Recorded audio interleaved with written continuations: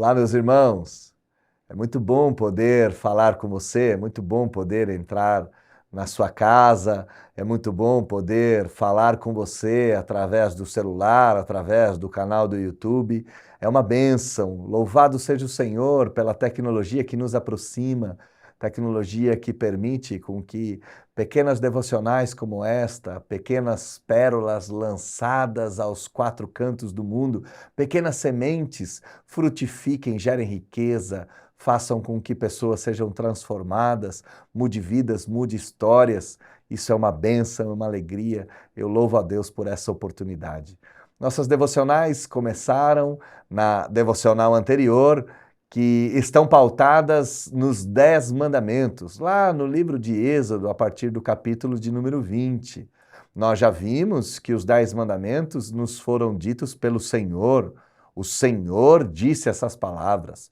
O Senhor, que é o grande eu sou, o Senhor que tirou o povo do Egito, o Senhor que é nosso Deus, o Senhor que tirou o povo da escravidão, o Deus que fala, que age, que se revela e que muda histórias.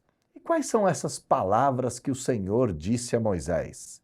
Este Deus que é o grande eu sou, este Deus que é o Deus de Abraão, de Isaque e de Jacó, o Deus dos deuses, o único Deus, o Deus acima de tudo e todos, esse Deus que agiu com mão forte, com um braço poderoso para tirar o povo de Israel do Egito, o Deus que fala, fala o quê?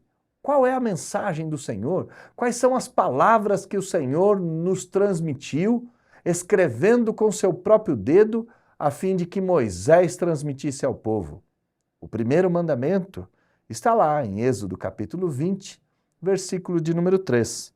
E lá está escrito: não terás outros deuses diante de mim. Nosso Deus é um Deus que requer exclusividade. Ele é um Deus zeloso e não permite rivais, até porque não há quem possa rivalizar com o Deus da Escritura. Ele é o Criador dos céus e da terra, ele detém toda a sabedoria, ele é o Deus cujos atributos são incomparáveis, ele é onipresente, onipotente, onisciente, o Deus trino, que é um e trino, o Deus que se revela, o Deus que cria o homem à sua imagem e semelhança, o Deus que sustenta todas as coisas na palavra do seu poder, o Deus cuja imensidão é tão grande que somente o seu Espírito prescruta as suas profundezas. Este Deus é único, esse Deus é exclusivo, esse Deus é Deus zeloso e esse Deus requer que os seus servos não tenham outros deuses diante dele. E quando nós pensamos em não ter outros deuses, o contexto histórico do livro de Êxodo nos remete diretamente ao Egito, naquele panteão de divindades, Ísis, Osíris, Horus, naqueles deuses, o Senhor Deus requer exclusividade sobre tudo e sobre todos. Contudo, no nosso cotidiano, talvez o problema seja maior, amplificado. Num cotidiano como o nosso, em que pessoas são transformadas em coisas e coisas são transformadas em pessoas, por exemplo, animais de estimação são transformados em filhos, filhos são transformados em objetos para se requerer pensão ou coisas assim.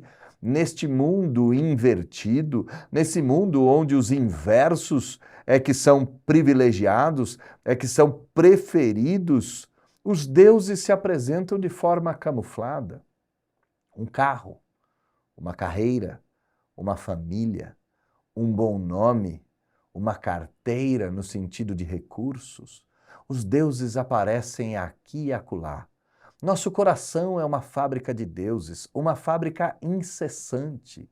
Podemos amar de maneira idólatra a todas as coisas. Podemos tomar o lugar de Deus colocando neste lugar coisas tolas, coisas fúteis, coisas que não têm o menor valor. Algumas coisas sim têm preço, como um celular, como um carro, como um terreno, uma propriedade. Essas coisas têm preço. Mas se compararmos com o que de fato vale, essas coisas não têm o menor valor.